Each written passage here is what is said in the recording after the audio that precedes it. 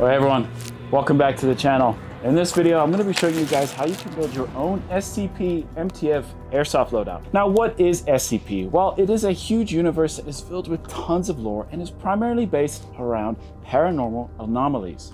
SCP stands for Secure, Contain, and Protect, and it is a foundation or organization that primarily deals with these anomalies. Now, one of the ways they do that is by using MTFs, which is a mobile task force. Now, these are elite specialized units that are tasked with securing, containing, and protecting these anomalies, or also known as SCPs. Now, one of the best live action examples of this is in the films SCP Overlord, made by Evan Royalty. If you haven't seen it, definitely go check it out. I'll leave a link in the description, but it really shows you what an MTF squad is all about, and you get to see what kind of gear they use and the kind of missions that they go on, and it's really cool, so definitely recommend checking it out. And that is what I'm going to be showing you guys in this video, is how you can build your own MTF loadout.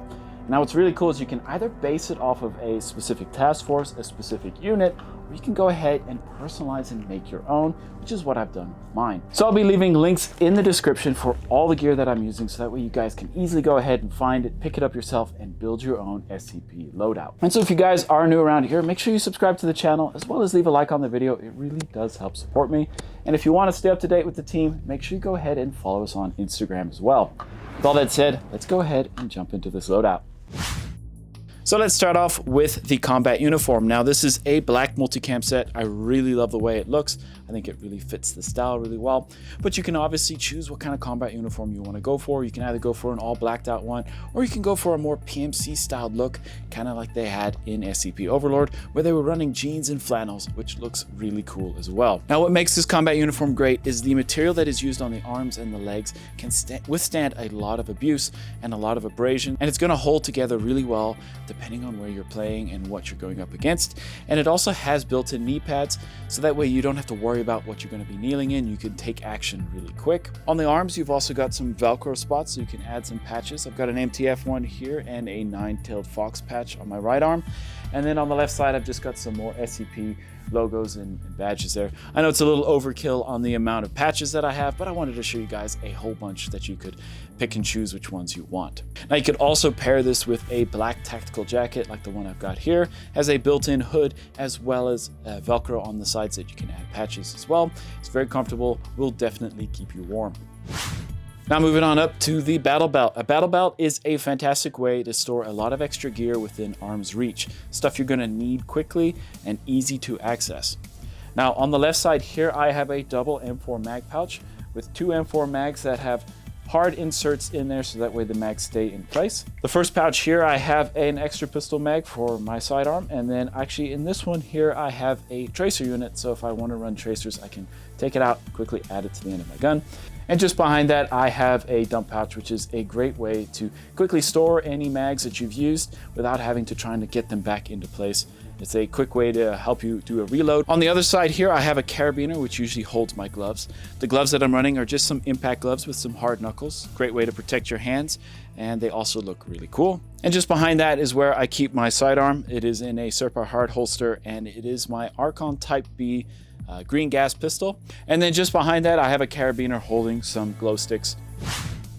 Okay, so moving on up to my plate carrier. Now this one is a really nice plate carrier that's also in the black multicam style to match the rest of my combat uniform. It has quick release buckles on both sides, as well as them on the shoulder pads here. So this plate carrier also has a built-in 3 mag pouch in the front. This way you can have 3 mags here while also keeping a very slim, low profile. Also comes with some built-in pouches on each side, and I've added some extra ones as well, so if I need to carry extra mags, I can. And then the far back on my left side is where I carry my radio, and that runs into my push-to-talk that is on my shoulder, which is just activated with a button. That runs into my helmet, which I'll go over in a bit. Now, you're gonna wanna make sure that you have a sling as well. I run it through my right shoulder and under my left arm. This is a 1 or a 2-point sling.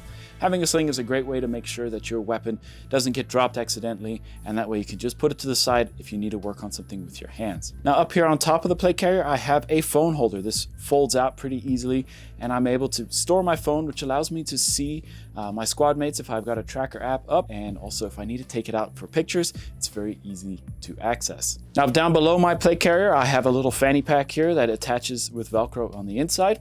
This is where I'll typically store a spare pair of glasses in case my mask or whatever is fogging up, and I'll also keep an extra battery in there for the airsoft gun. Now on the back of my plate carrier, I have a pack that just mollies onto the back. It's really nice and small, and it allows me to store hydration in there, and plus any other tools that I might need.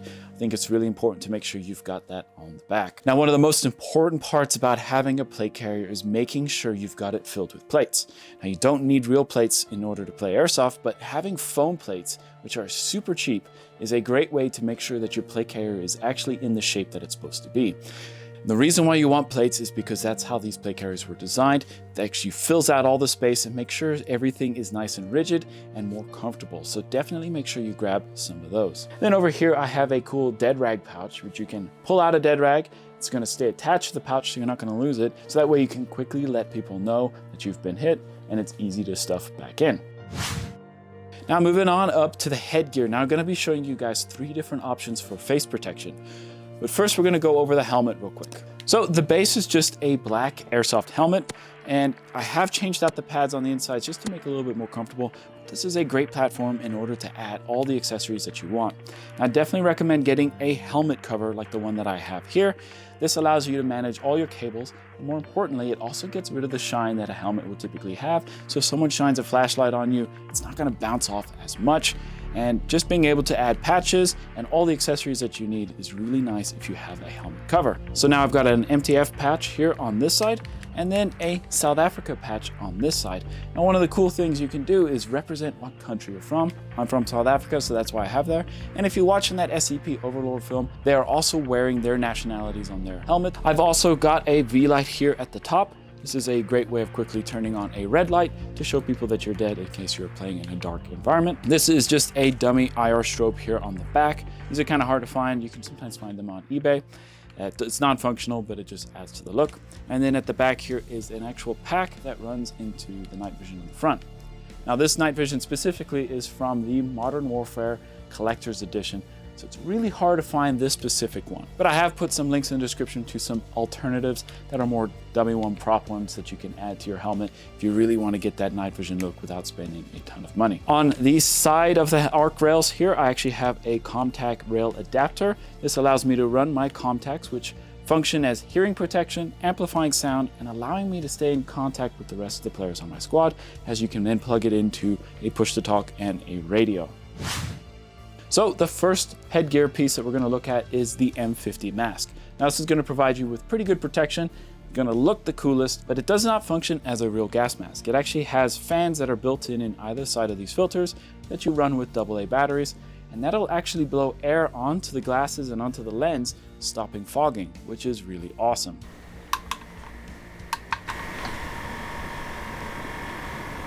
On this website, it does say it can be used for airsoft. I have tested it, I've shot at it, and it's not broken it or anything like that, but it doesn't say it's anti-rated. The field that you're playing at may require you to wear other eye protection underneath, but in my testing, it held up pretty decent against some of the shots. Now, even though this mask may look cool, it's also going to be the most cumbersome. The straps at the back are a little bit uncomfortable and they can quickly come undone, but once you've got it on your head, it'll stay in place. And wearing this mask can make it pretty difficult to actually aim down sights, even if you've got a riser on your gun. And looking down at your gear is almost impossible because the mask will just get in the way. So this mask will look the best and look the coolest and really fill out that loadout, but it is going to be pretty hard to play with. So that's why I've got some other options for you. Option number 2 is going to be using a small respirator like this. This fits just easily over the back of your head and it looks pretty cool. Now this one does have a filter in it, although I don't know how good it is, but this one is also going to maintain that SCP look. Now I'm going to pair this respirator with these really cool goggles here made by Vulcan. They come with a dark lens, a clear lens, and a yellow lens, so if you're playing indoors, you can swap out the lens, that way you can actually see. These goggles are really nice and comfortable, and you're just going to put them over around the back of your helmet. This is probably the best option if you really want to keep an SCP look. Now the third and most comfortable option is going to be using a mesh mask that is super lightweight, it has steel protection to protect your teeth, but it is extremely comfortable and looks pretty cool. You can get 2 different versions, one with nose protection or one with just the mouth protection. Now this is made by Cygnus Armory. definitely go check them out. They've got a ton of awesome masks, and pretty much the whole Lone Tree Milsim team uses them. And you can also get a discount code with the code down in the description. And I'm also going to pair this mask with the same goggles from the last one. These goggles are just really nice and really comfortable, and having the option for different lenses is awesome. So what airsoft replica should you use to help complete your loadout? Well, that's going to be kind of up to you. If you're going to be going for a CQC, close quarters kind of loadout, you're going to want to get something that's going to be a little bit more smaller. So something like a Crytek Vector is a great option. It looks really cool and sci-fi, and it's going to be great for close quarters. You can also do a P90 or MP5 or anything else that's just in that tactical realm. So if you're looking for something that's even more sci-fi looking and crazy, an ARX160 is a cool option. Or also getting a G36 or a FAMAS, something that doesn't look normal, is a cool option to build out your loadout. So my choice for the replica is just going to be running an M4 that is all blacked out. I have a riser here with an optic and a laser. A riser is important if you're going to be running all this gear, so that way you can still aim down sights without all your gear getting in the way. Well, that pretty much brings us to the end of the loadout video. I hope you guys did enjoy it. Remember to check the links down in the description if there's anything that you want to pick up to help build your own. And let me know down in the comments, what do you guys think about my loadout? What would you do to change it? And also, what would you do to personalize your own and make your own SCP loadout? I really appreciate you guys sticking around to the end of the video, watching the whole thing. It really means a lot. Leave a like in the video if you enjoyed it, as well as subscribe to the channel if you're new. Follow us on Instagram, and I hope to catch you guys in the next video. Later.